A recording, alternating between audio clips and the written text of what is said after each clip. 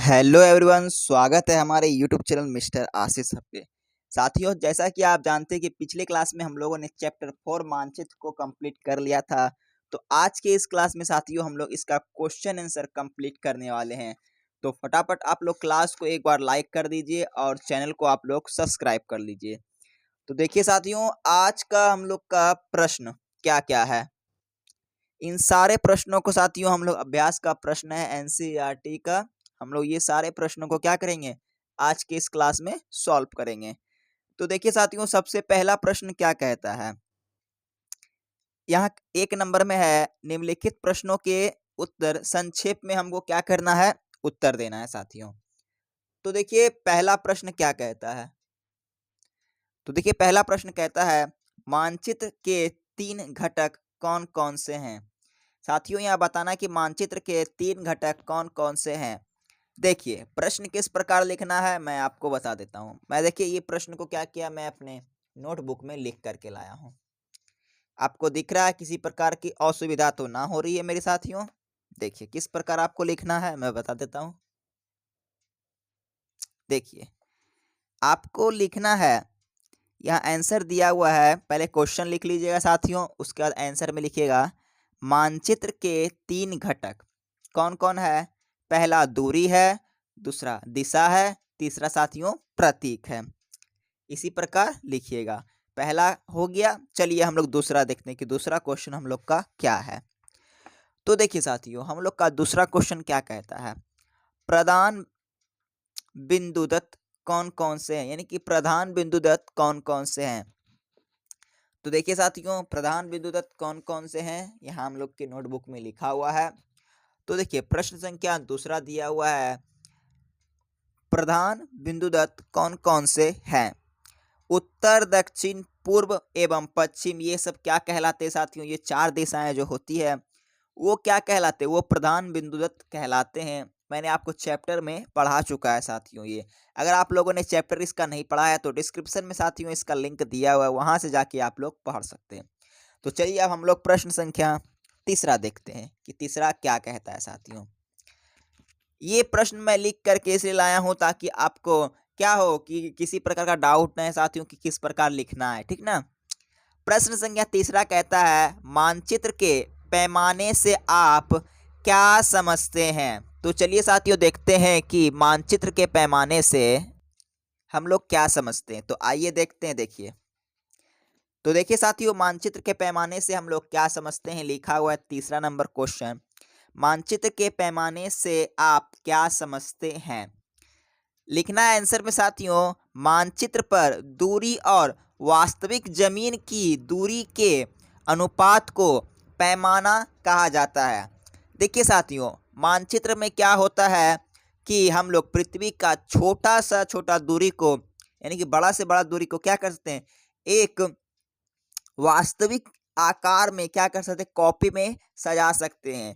उसी को हम लोग क्या कहते हैं, उन्हीं का जो अनुपात निकलता है उन्हीं को हम लोग पैमाना कहते हैं। समझ गए साथियों आप लोग। चलिए चलिए प्रश्न संख्या हम लोग 3 तो हो गया, अब 4 नंबर देखते हैं कि वो क्या कहता है। साथियों अगर आप लोगों ने अभी तक क्लास को लाइक नहीं किया है तो एक छोटा सा रिक्वेस्ट है कि आप लोग क्लास को एक बार लाइक कर दीजिए और चैनल को सब्सक्राइब कर लीजिए। चौथा नंबर है ग्लोब की अपेक्षा मानचित्र अधिक सहायता होती है, कैसे होती है, यहाँ कारण बताना है 4 नंबर में। तो चलिए देखते हैं कि कारण के साथ आखिर इसको किस प्रकार लिखना है साथियों। तो देखिए साथियों 4 नंबर हम लोग का प्रश्न तो हम लोगों ने पढ़ लिया है, को आंसर देखते हैं। लिखना है क्योंकि मानचित्र को आसानी से ले जाया जा सकता है और किसी छोटे क्षेत्र की अधिक जानकारी देता है।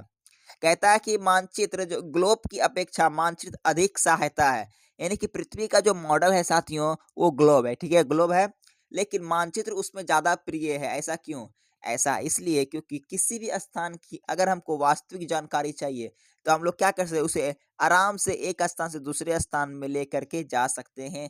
पैकेट में ले लिए, मान के रखिए इस ये कागज का टुकड़ा है, ठीक ना, इस पे हम लोग क्या किए कि मानचित्र किसी देश का मानचित्र, नहीं कि किसी देश का नक्शा बना दिए, बना करके सब चीज़ दर्शा दिए और हमको लेकर के जाना है दूसरे देश। तो दूसरे देश जब हम लोग लेकर के जाएँगे, किसी भी चीज़ में लेके जा सकते हैं, कागज़ में, कॉपी में लेके जा सकते हैं। तो क्या हुआ, ले जाने में सुविधा हुई और हम लोग वहाँ पे क्या किए, वो चीज़ को बहुत अच्छे तरीक़ा से क्या किए दोस्तों, समझा दिए। यही बात यहाँ पे बताया गया है। तो चलिए हम लोग अपने अगले प्रश्न को देखते हैं। प्रश्न संख्या साथियों कितना है, 5 नंबर। 5 नंबर कहता है, मानचित्र एवं खाका के बीच अंतर क्या है? तो साथियों मानचित्र और खाका के बीच में क्या करना है, आपको अंतर बताना है। तो चलिए साथियों मानचित्र और खाका के बीच में हम लोग अंतर देख लेते हैं। तो देखिए साथियों, प्रश्न संख्या 5 में है मानचित्र और खाका में अंतर। तो सबसे पहले मानचित्र के बारे में समझते हैं। मानचित्र क्या है, बड़े क्षेत्र जैसे देश या राज्य हो गया को पैमाने के साथ दिखाया जाता है, उसे हम लोग मानचित्र कहते हैं। अब देखिए खाका किसे कहते हैं साथियों, खाका कहते हैं छोटे क्षेत्र जैसे घर या कक्षा हो गया का साधारण चित्र, ये क्या कहलाता है, ये खाका कहलाता है। बड़े चीजों को जब हम लोग दर्शाते हैं, देश या राज्य को, तो उसे मानचित्र में दर्शाते हैं। अगर हम लोग अपने घर हो गया, कक्षा हो गया, इन सब को अगर दर्शाएंगे तो इसको क्या कहते हैं, इसको हम लोग साथियों खाका कहते हैं। क्या कहते हैं, खाका कहते हैं। चलिए प्रश्न संख्या हम लोग 6 देख लेते हैं। तो देखिए साथियों प्रश्न संख्या 6 क्या कहता है, कौन सा मानचित्र विस्तृत जानकारी प्रदान करता है? यानी कि मानचित्र कौन सा है जो कि हम लोग को अधिक जानकारी साथियों प्रदान करता है। तो चलिए देखते हैं कि मानचित्र कौन है जो कि हम लोग को क्या करता है, कि अधिक जानकारी प्राप्त करता है। तो देखिए साथियों प्रश्न क्या था और हम लोगों ने इसका जवाब ले भी आया है। चलिए देख लेते हैं आंसर में हम लोग का क्या क्या लिखा हुआ है।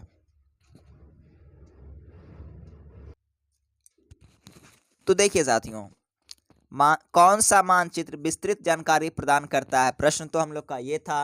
आंसर में क्या है, बड़े पैमाने का मानचित्र विस्तृत जानकारी प्रदान करता है। यहां तक समझ गए साथियों कि जैसे बड़े मानचित्र से हो गया हम लोग का शहर हो गया, राज्य हो गया, ये सब क्या कहलाता है, ये सब साथियों बड़े पैमाने का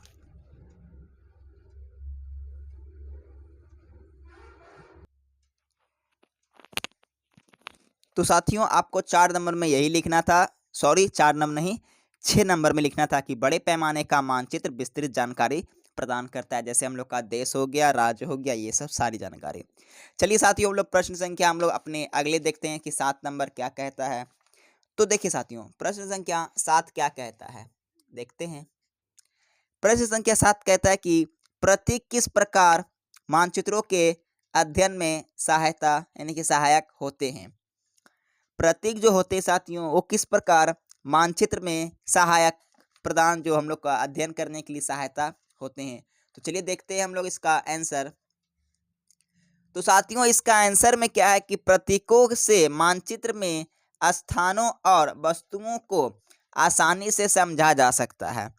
प्रतीक का मतलब क्या होता है साथियों, मैं आपको एक एग्जाम्पल के माध्यम से समझाता हूँ। जैसे हो गया आपका घर, तो आप अपने घर को क्या कर सकते हैं, एक छोटे से चीज से दर्शा सकते हैं। मंदिर हो गया, उसे भी छोटे चीजों से, भवन से दर्शा सकते हैं। कहीं आगे अगर सड़क कटी हुई है तो आप लोग डायरेक्शन के हिसाब से दर्शा सकते हैं। कभी कभी बोर्ड में आप लोग देखे होंगे कि लिखा होगा कि वाहन तेज ना चलाएं, आगे रास्ता क्या है, आगे रास्ता टेढ़ी मेढ़ी है। इसी प्रकार का जो रोड होता है ना, उसी को हम लोग क्या कहते हैं, प्रतीक कहते हैं। तो बोलता है कि प्रतीकों का अध्ययन हम लोग किस प्रकार करते हैं मानचित्रों में, तो हम लोग किस प्रकार स्थानों और वस्तुओं की आसानी से समझा जाए, इसी प्रकार हम लोग करते हैं। तो चलिए साथियों हम लोग अपने अगले प्रश्न को देख लेते हैं। अगला प्रश्न हम लोग का क्या कहता है। आप लोगों ने अगर अभी तक क्लास को लाइक नहीं किया है तो साथियों एक बार क्लास को आप लोग लाइक अवश्य कर दें। देखिए हम लोगों ने 7 तक तो कंप्लीट कर लिया, अब दूसरा इसका है सही उत्तर चिन्हित कीजिए।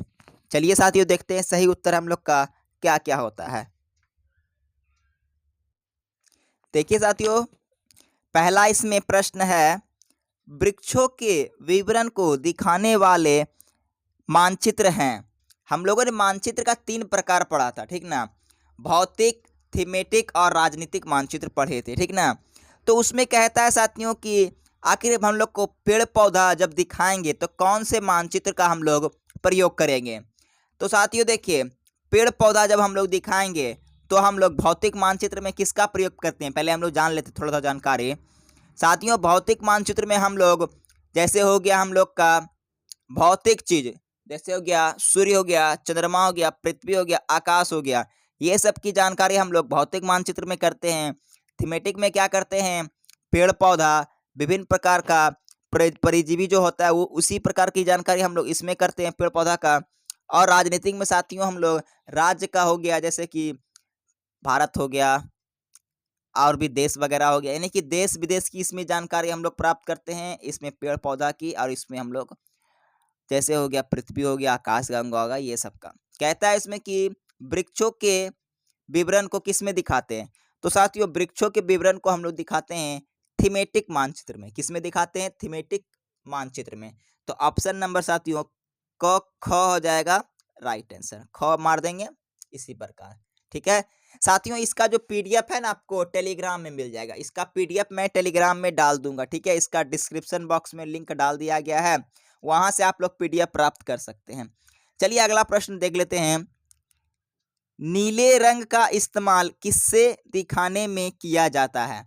अब साथियों नीले रंग दिखाने का मतलब क्या होता है कि क्या चीज में दर्शाते हैं, जलाशयों में, पर्वतों में, मैदानों में। तो मैं एक एक करके सबका बता देता हूं। जल जो होता है वो नीला कलर का होता है। पर्वत को साथियों हम लोग हल्का भूरा और हल्का हरा रंग से दर्शाते हैं, हरा भूरा काला तीनों रंग से हम लोग क्या करते हैं, पर्वत को दर्शाते हैं। और मैदान को कैसा, हल्का हरा रंग से, हल्का हरा और मिटियानी कलर से मैदान को हम लोग दर्शाते हैं। ठीक है साथियों, समझ गए। तो क्या कहता है कि नीला रंग के बारे में, तो नीला रंग को तो हम लोग जलाशय से दर्शाते हैं, तो हो जाएगा क आंसर। समझ गए साथियों। चलिए हम लोग अपने अगले प्रश्न को देखते हैं। 3 नंबर क्या कहता है कि दिक्सूचक का उपयोग किया जाता है। अब बताना है कि दिक्सूचक का उपयोग क्यों किया जाता है। प्रतीकों को दिखाने के लिए, मुख्य दिशा पता करने के लिए, दूरी मापने के लिए।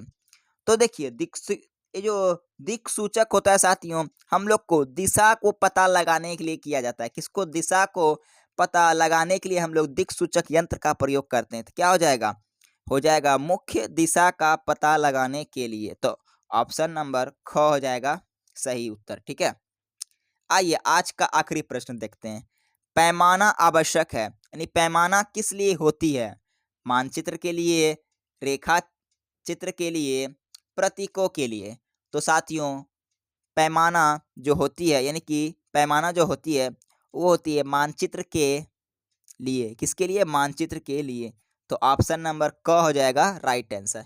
तो साथियों हम लोगों ने कुल 12-15 मिनट की क्लास में ही प्रश्न संख्या 1-2 पूरा कंप्लीट कर लिया है, चौथे चैप्टर भूगोल का क्लास 6 का। साथियों देखिए आगे क्या है, आगे कुछ नहीं दिया हुआ है, आगे ये सब कुछ नहीं दिया हुआ है। आगे 5वां नंबर चैप्टर है जो कि नाम है पृथ्वी के प्रमुख परिमंडल।